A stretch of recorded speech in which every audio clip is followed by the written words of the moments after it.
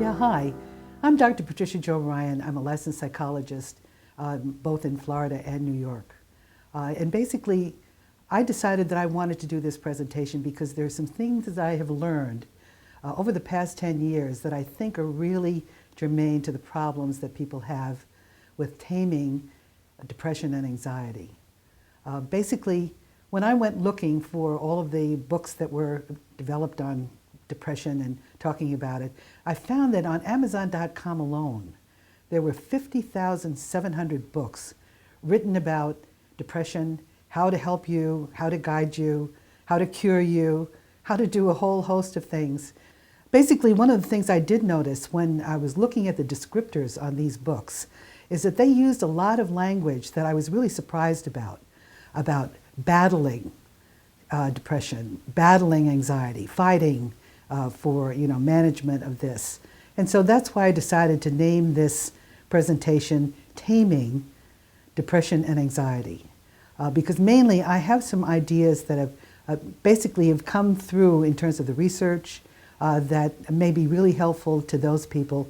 And believe me, some of this is based on good science, some of this is based on observation, some of what I'm going to say is based on intuition, and the putting things together that I've found that may be useful for people who have this kind of problem. Okay, so what I'm suggesting here is that there may be a new way of beginning to look at depression and anxiety in particular. I'm very much a person who zeroes in on a person's linguistics, what they say to themselves, how they talk to themselves, and how this really makes a difference in terms of the kinds of words that they use. Because when I said that whole thing about battling depression or battling anxiety, basically those are very incendiary words. They really increase the emotional tone, increase the overarousal in the body. And so I'm finding that I'm really helping people to learn how to tame those kinds of self-statements.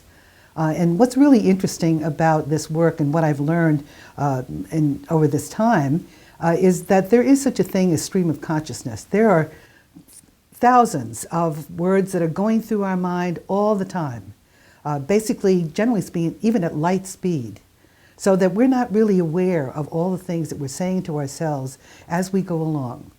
So that's what I've really been focusing on and really learned how to help people intervene in that pattern of behavior. So what you may hear from me may be a little different than what you have heard before about depression, because I define depression differently than most people in my field. The way I look at depression is that we're saying mad, sad, scared things to ourselves over and over and over when we are confronted with difficulties in our environment.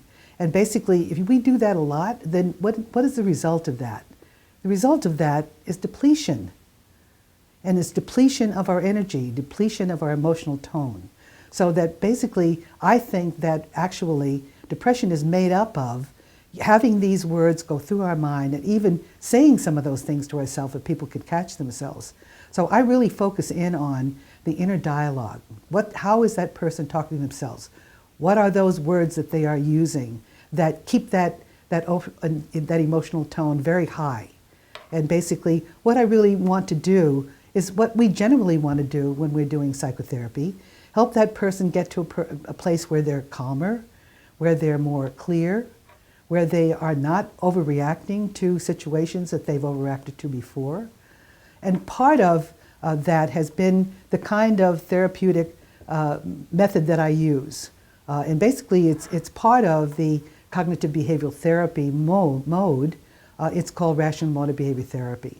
And basically, it focuses on how we go through talking to ourselves and get to very high levels of very emotional overreactions and how we can begin to intervene in that pattern. One of the basic goals of any therapy really is regulation of self-talk or emotional self-regulation. And basically, in order to get there, I think we need to learn how we got there in the first place. How did you get to that place where you are so overstimulated with all the things that you're saying to yourself? So I really work with people in a very narrow way to help them learn how they disturb themselves by what they're saying to themselves and making evaluations and judgments about what's going on in their world, inside and out. This is not just think happy, be happy. This is much more complicated than that, but it is much easier than you think. So basically what I do is I focus on 3 of the emotional states that I think are really very problematic for people. And I call those mad, sad, scared. Mainly because that's an easy threesome that they can remember. Okay? So that's one of the things that we do. So we start looking at that, just how we get to mad, or just how we get to sad, or just how we get to scared. What happens with people is that these things are happening in our lives so quickly that basically we think that we are mad and scared at the same time, or mad and sad at the same time. But we're not. Each one of these is individual. So it's very similar to when you're looking at that news feed that's going along in that building in New York City. Every one of those light bulbs are individual. But when you put those together, they make up words and they make up sentences. So this is really a very individual way of learning how you get into that mad state, sad state, or scared state. This is my opinion based on my observations and what I have learned from neuroscience and the work that I do with people for these many years. Basically, I'm just going to focus on depression this time, and probably I'm planning on doing more than one of these presentations, and I'll focus more on anxiety the next time. But as I say, I think depression is a construct, a construction of all of these many fragmented feelings, thoughts that generate feelings that result in behaviors. So I often just hold up my palm and show my clients that thoughts generate feelings and result in behaviors. And oftentimes they don't like those behaviors. They don't want those behaviors. I don't think that I've ever had anybody come to my office that didn't want to get happier. And so that basically, to my mind, the way to get happier is to learn how you are creating your own disturbance, how you're upsetting yourself about things, and how you can begin to manage that in a way which is much more functional and beneficial to you. I usually start out by giving people a lot of information about how their body functions and how their mind and their brain work together. Basically, I say that basically the brain and the mind really needs to work together, and it does for the most part. There are times, though, when the brain, the physiology part of that brain, is doing its own thing. It really has a lot of very independent kind of activities that go on of which we are totally unaware. And so consequently, basically, think about one example that I could give you is the startle response. You're not consciously thinking of danger when you startle. That is a physiological reaction that your body's taking care of you because it thinks something is dangerous out there. And that's something that we need to have, because we need to have that mechanism in our body that takes care of us when we are perhaps not consciously aware of something that's going on around us.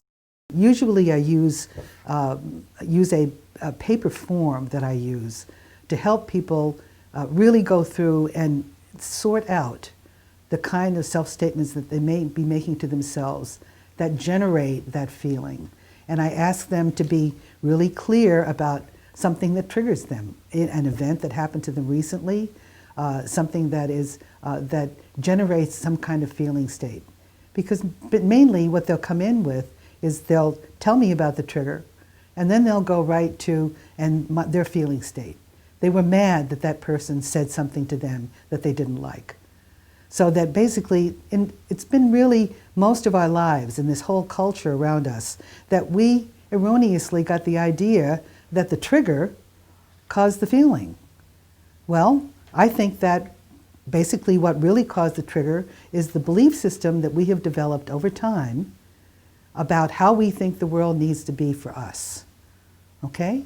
So we're really focusing in on us. And it's not in a narcissistic way, in the sense that you're disregarding anybody else's ideas or feelings, but you're really focusing in on how you are propagating this, how you are maintaining this, and how you create your disturbance, so that you can then learn how to intervene in that process. And it's not a lengthy process. It won't take you as long to learn how to do this as it took you to get there. That's the good news about that. So that, again, remember when I don't know if any of you ever had, if you were in grammar school, you had to parse a sentence. So you really sorted out all of the elements in that sentence. Well, basically, this is the same thing. We are going to parse how the feeling state occurs, and then how we can begin to change that direction. Okay? Because one of the things that rational emotive behavior therapy does is that we sort of use A, B, C, D, E. A standing for the activating event, B standing for the belief system, and we have both a rational and an irrational belief system, and C, which stands for the consequent feeling state that leads to the behavior. And then we go on, all therapies really deal with A, B, and C. Basically what we do is we add D, that's disputing. We're going to learn how to dispute the irrational part that creates this unpleasant feeling state, okay, or these high levels of feeling. And then we develop what we call rational alternative statements to reduce the consequence, that feeling consequence. For example, we might go from, if we do this in the way which is beneficial, then basically we reduce that from mad to annoyed. Now, people might argue with me about, well, isn't annoyed mad? Well, let's put it this way. If you say, gee, I was really annoyed about what happened to me there, that's one thing. If we say, I was really annoyed about that, well, that's not really annoyance. That's a little more, there's then more body language involved in that. There's more emotional tone involved in that. And basically you're beginning to increase the physiological arousal in your body, which is not always beneficial, because basically stress is a 5-letter word. And the reality is, I know that at one time I read that Hans Selye wished that he hadn't defined it that way, that basically that wasn't really what it was, that stress is something that we all use. Or I can remember in my mother's generation saying, well, I had a lot of nerves. Well, my nerves were really getting the better of me. And I also use the old saw with clients, idle hands make the devil's work. And it took me a long time to really figure out what that meant. And what I think that it means is that when our brain gets very relaxed, it begins to think it needs some input, because the brain has to have a certain level of stimulation in order for it to keep on working. So it will find something in our memory system that may be stimulating, that it can get it back. And so sometimes I call that feeding the beast, that basically we are feeding that stimulation that the brain thinks it needs at that particular point in time. Do I have evidence for that? Not in any specific research evidence for that. That's merely a suggestion and an intuitive idea about how I think this operates. If you think this can help you, then stay tuned, because we are going to be doing a lot more about this, learning about the dysfunctional way we talk to ourselves that keep our body in this high state of tension. And it doesn't mean that depression and anxiety doesn't come from other kinds of bodily functions.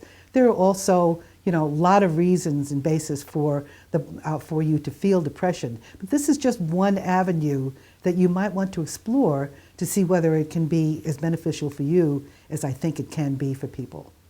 I have many examples that we can use to illustrate the kind of points that I'm already starting to make here. And that we can use those to sort of show what the anatomy of a feeling state really is and how we can get at that.